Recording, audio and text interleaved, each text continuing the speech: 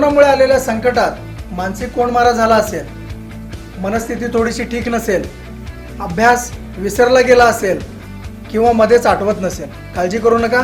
उजळणी स्वरूपात 10वी अभ्यासमालेचा लाभ घ्या आणि यशस्वी व्हा.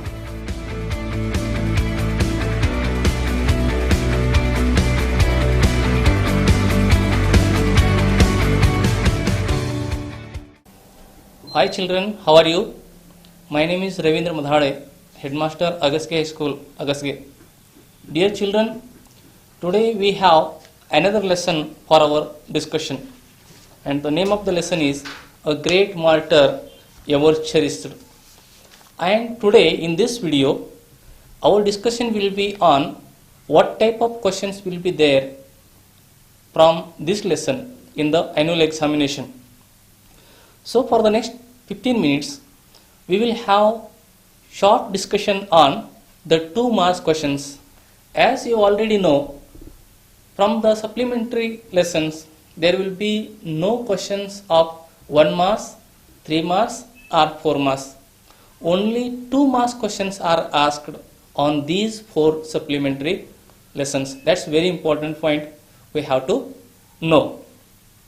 तर मुलांनो, आजचा विषय आहे सप्लिमेंटरी रीडिंग मधला एक धडा ज्याचं नाव आहे a great martyr ever cherished. ह्या धड्यावरती आपण चर्चा करायची आहे. आता काय चर्चा करायचं आहे आपल्याला, तर ह्या धड्यामध्ये आपल्याला कशा प्रकारचे प्रश्न वार्षिक परीक्षेमध्ये विचारले जातात ह्याच्यावरती चर्चा असणार आहे. तर आपल्याला ठाऊक असेल की सप्लिमेंटरी लेसन जे आहेत त्यावरती फक्त 2 अंकाचे प्रश्न विचारले जातात. 3 अंकाचे आरशी प्रश्न ह्यामध्ये नसतात, 1 अंकाचे मल्टिपल चॉईस क्वेश्चन्स ह्यामध्ये विचारले जाऊ शकत नाहीत आणि 4 अंकाचे तर येतच नाहीत. तर मुलांनो, फक्त आणि फक्त 2 अंकाचे प्रश्न आम्ही सप्लिमेंटरी रीडिंगवरती फोकस करायचं आहे.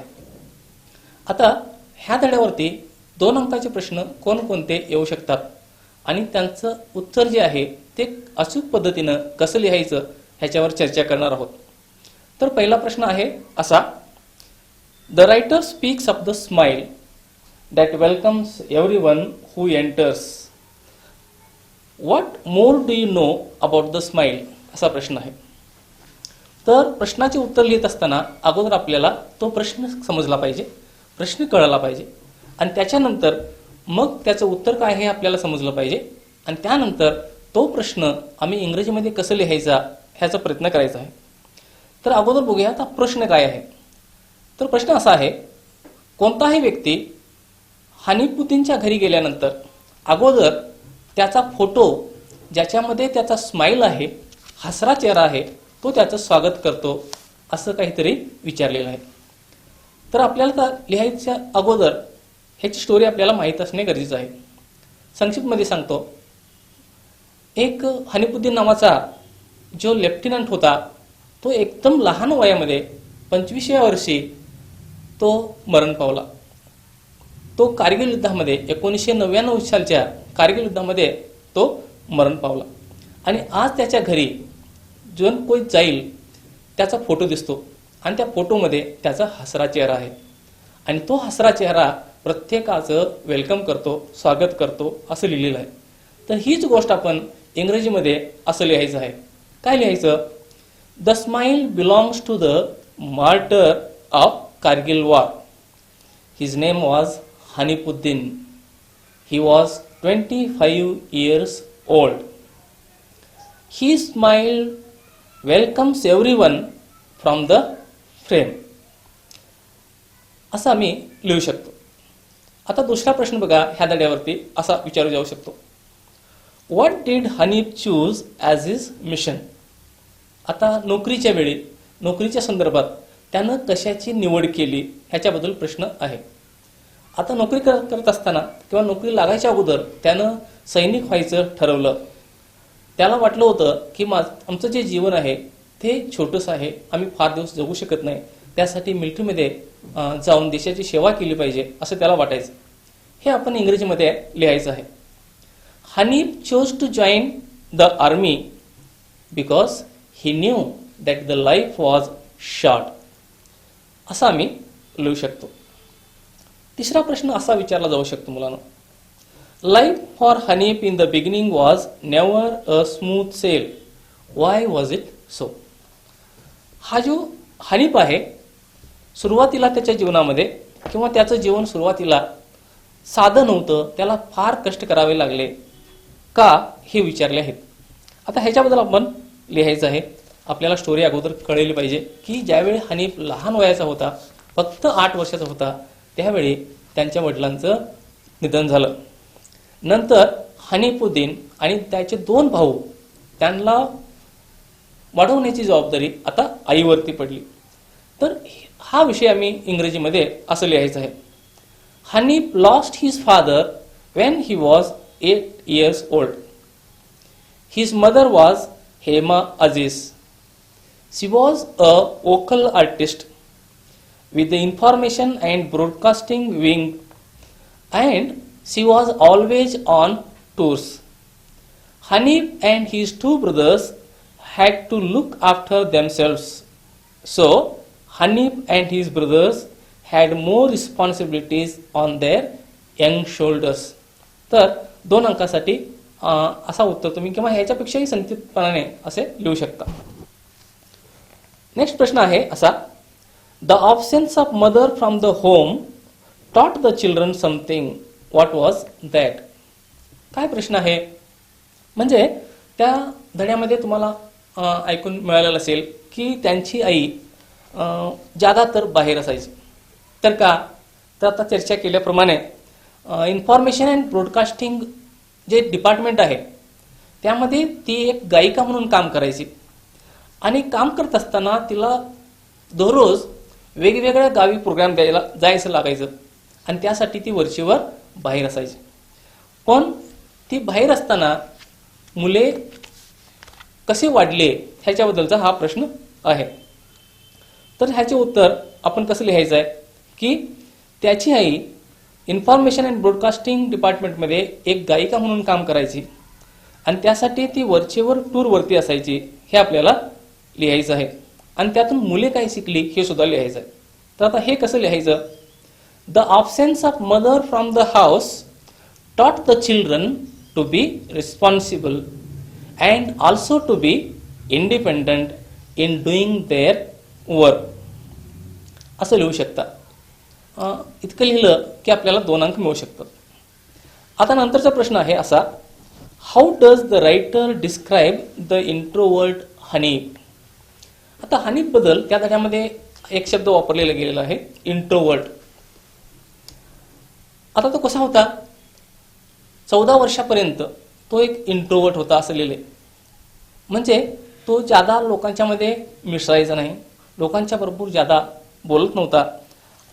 तो 14 वर्षापर्यंत ज्यादा मित्रांसोबत राहायचं नाही, ज्यादा त्याला मित्रसुद्धा नव्हते, हे आपल्याला लिहायचं आहे.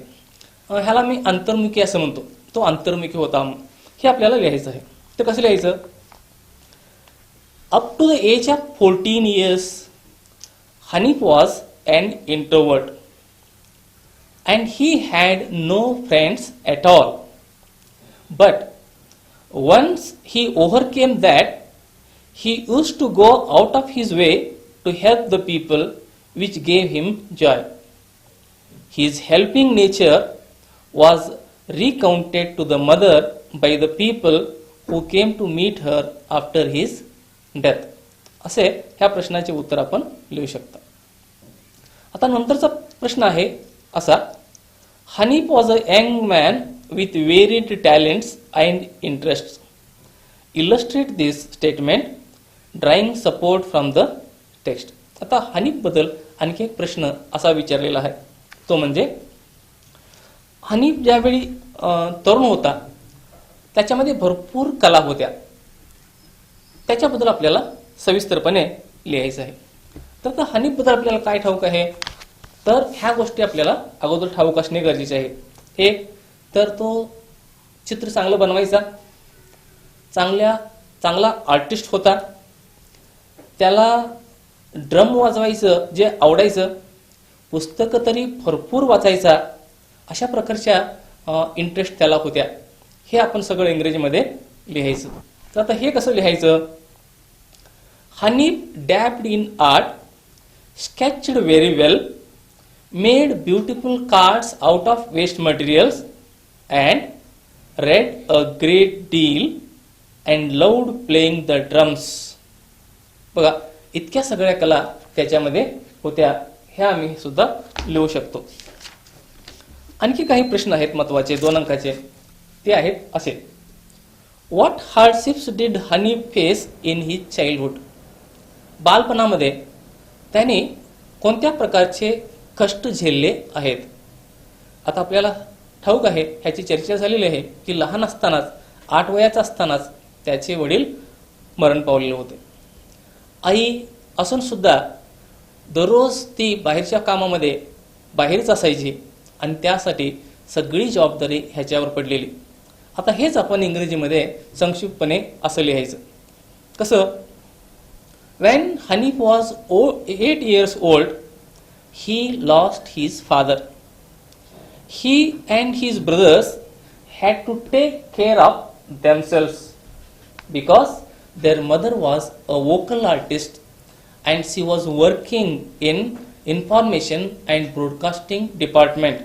असं लिहू शकता. आता ह्या धड्यावरचा शेवटचा प्रश्न असा आहे. What was the result of Hema Aziz hectic schedule? Hema Aziz हे कोणाचं नाव आहे? तर हे त्याच्या आईचं नाव आहे. हेमा आजीज जी एक वोकल आर्टिस्ट होती, म्हणजे एक गायिका होती आणि ब्रॉडकास्टिंग डिपार्टमेंटमध्ये, इन्फॉर्मेशन अँड ब्रॉडकास्टिंग डिपार्टमेंटमध्ये गायिका म्हणून काम करायची. तर ती भरपूर कामामध्ये असताना ह्याचा परिणाम मुलावरती कसा पडला हे आपल्याला लिहायचं आहे. तर हे सुद्धा आपल्याला आता चर्चा झालेली आहे. आई बाहेर असायची आणि त्यामुळे सगळं काम हनीफवरती पडायचं. फक्त हनीफ नव्हे, हनीफचे 2 भाऊ होते, त्यांची जबाबदारी सुद्धा हनीफवरतीच पडायची. वडील तर अगोदरच वारलेले. आणि हे करत असताना हनीफुद्दीन आणि त्याचे भाऊ हे सगळेही सहजपणे रिस्पॉन्सिबल झाले, इंडिपेंडंट बनले. हे आपल्याला इंग्रजीमध्ये लिहायचं आहे. आता हे कसं लिहायचं?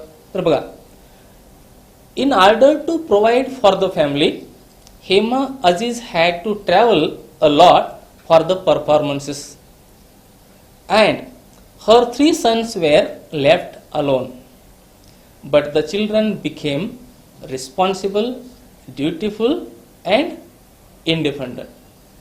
तर हे होते महत्त्वाचे प्रश्न जे ह्या धड्यावरती आपल्याला विचारले जाऊ शकतात. तर मुलांनो, असे प्रश्न आपण हा व्हिडिओ घरी पाहून ह्याच्यावरती भरपूर परीक्षेला तयारी करूया, चांगले अंक मिळवा असं सांगत आजचा व्हिडिओ संपवतो. धन्यवाद.